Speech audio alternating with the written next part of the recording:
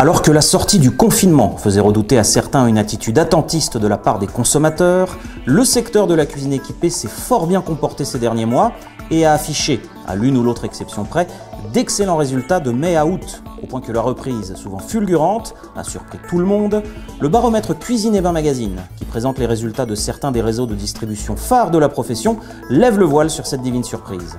Bonjour et bienvenue à tous dans ce journal. Voici les autres titres de l'actualité. Les mesures de contrôle prises par l'Allemagne dans le cadre de la crise sanitaire à l'encontre des voyageurs français en provenance d'Île-de-France, de Provence-Alpes-Côte d'Azur et de différents départements et collectivités d'outre-mer dissuaderont-elles les cuisinistes tricolores de se rendre aux portes ouvertes? Les fabricants allemands, qui participent cette année à la 30 Küchen 1000 et accueillent les professionnels dans leur showroom du 19 au 25 septembre prochain, anticipent d'ores et déjà une fréquentation moins importante que les éditions précédentes. Toutefois, ils ont pris toutes leurs précautions pour recevoir leurs invités dans les meilleures conditions possibles. L'édition 2020 d'Esprit Meuble, Esprit Cuisine est confirmée. Tandis que les salons ouvrent à nouveau leurs portes en France, ce rendez-vous, destiné aux professionnels des secteurs du meuble, de la literie ou encore de la cuisine, accueillera, comme convenu et en respectant les règles d'hygiène en vigueur, les visiteurs dans le hall 1 de la Porte de Versailles, à Paris, du 5 au 8 décembre. Ceux-ci sont d'ailleurs attendus très nombreux, ainsi que nous l'expliquera Gaëtan Ménard, président du salon. De quoi la sortie du confinement allait-elle être le nom pour le secteur de la cuisine équipée?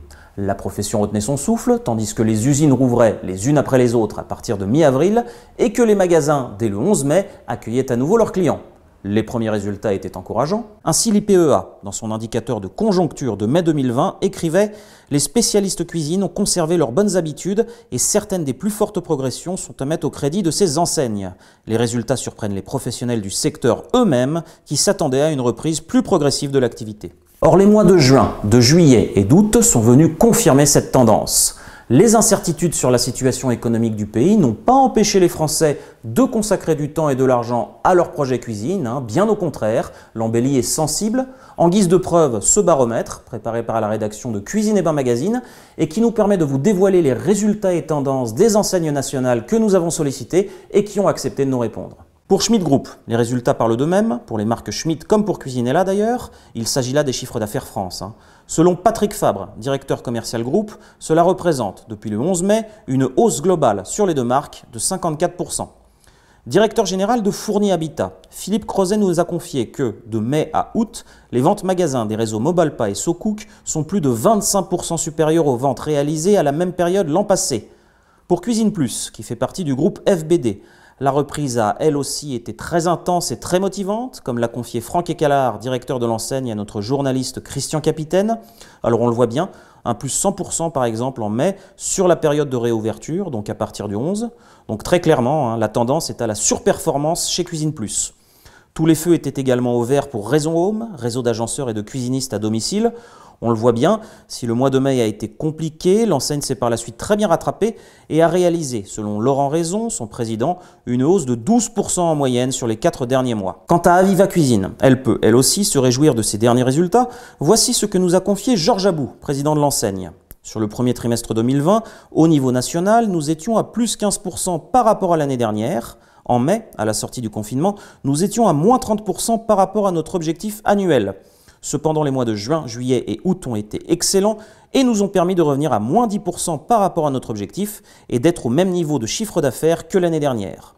Notre projection pour la fin de l'année, nous pourrions terminer entre moins 5% et 0 par rapport à notre objectif annuel et à plus 8 ou plus 10% par rapport à l'année dernière.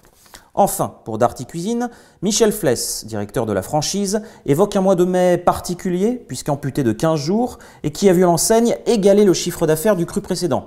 En revanche, et je le cite, le mois de juin a été très satisfaisant, juillet et août étaient également en forte croissance, une croissance à 2 chiffres, ce qui représente pour ces 4 derniers mois une période de reprise supérieure à nos estimations réalisées juste avant que ne commence le déconfinement.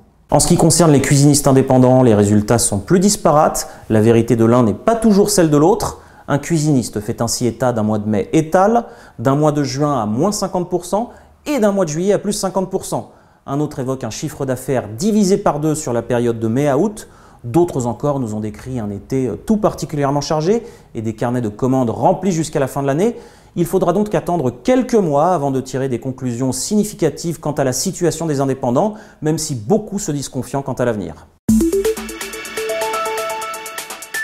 L'Allemagne a récemment classé les régions Île-de-France et Provence-Alpes-Côte d'Azur, ainsi que différents départements et collectivités d'outre-mer en zone à risque. Le site de l'ambassade de France à Berlin nous apprend ainsi que toute personne en provenance de ces régions doit se conformer aux règles fixées par le gouvernement fédéral allemand, en particulier l'obligation de fournir un test PCR négatif de moins de 48 heures ou d'effectuer un test de dépistage dans les 72 heures suivant l'entrée sur le territoire allemand et de se placer en auto-quarantaine.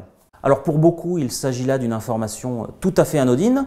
Pour d'autres, on songe notamment aux cuisinistes souhaitant rendre visite aux fabricants allemands lors de la 30 Küchenmille, c'est évidemment beaucoup plus problématique. De fait, ce rendez-vous annuel pour la profession, qui se tiendra du 19 au 25 septembre prochain, et au cours duquel certains industriels d'Outre-Rhin ouvriront les portes de leur showroom aux visiteurs professionnels, anticipe d'ores et déjà une fréquentation moindre en provenance de l'Hexagone. L'un des exposants a ainsi fait état, sous couvert d'anonymat, de nombreuses annulations ces derniers jours, du fait des mesures de précaution sanitaire prises par la République fédérale.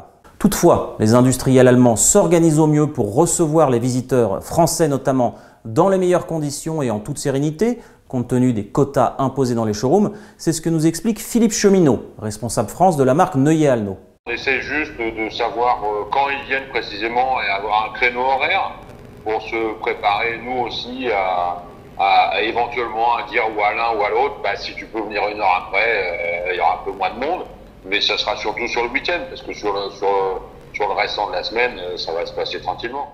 Du reste, les précautions sanitaires en question n'empêcheront pas les exposants de recevoir, comme de coutume, leurs visiteurs dans une ambiance conviviale. On écoute Philippe Cheminot à ce sujet. À l'extérieur, on a installé des grands barnums, parce qu'on va quand même proposer en fait une restauration. Tout cela permettra, à en croire M. Cheminot, de s'affranchir d'une organisation par trop rigide et militaire. Si les visiteurs, par exemple, arrivent un peu en retard ou si le showroom est à pleine capacité lors de leur arrivée, il leur suffira de patienter sous le barnum, un verre à la main et en dégustant une spécialité locale. Autre salon placé sous le signe de la convivialité, Esprit Meuble, Esprit Cuisine a confirmé la semaine dernière la tenue de son édition 2020. Les dernières directives gouvernementales concernant les salons ont en effet conforté les organisateurs, comme nous l'explique Gaëtan Ménard, président de cette manifestation. Les salons reprennent porte de Versailles cette semaine. Le gouvernement a posé la règle de réouverture des salons à partir de 5000 personnes au même moment dans le même hall.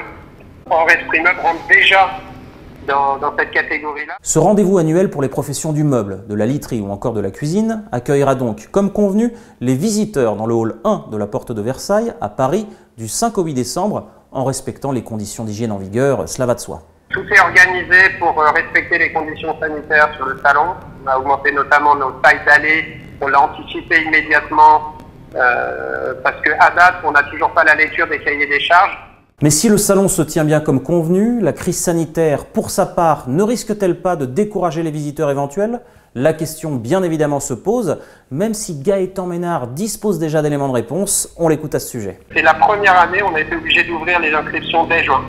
Habituellement, on ouvre les inscriptions en septembre, mais là, en fait, on était sollicité de façon extrêmement régulière par les visiteurs pour dire « Ok, est-ce que Esprit Meuble se fait? Comment ça se fait? Comment on s'inscrit ?»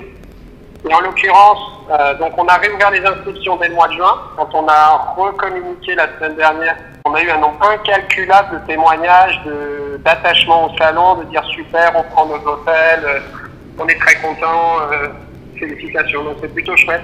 C'est même probablement une année très particulière où les distributeurs n'ont qu'une envie, c'est de retrouver leurs fournisseurs. Un salon donc attendu avec impatience par la profession pour préparer au mieux l'année 2021.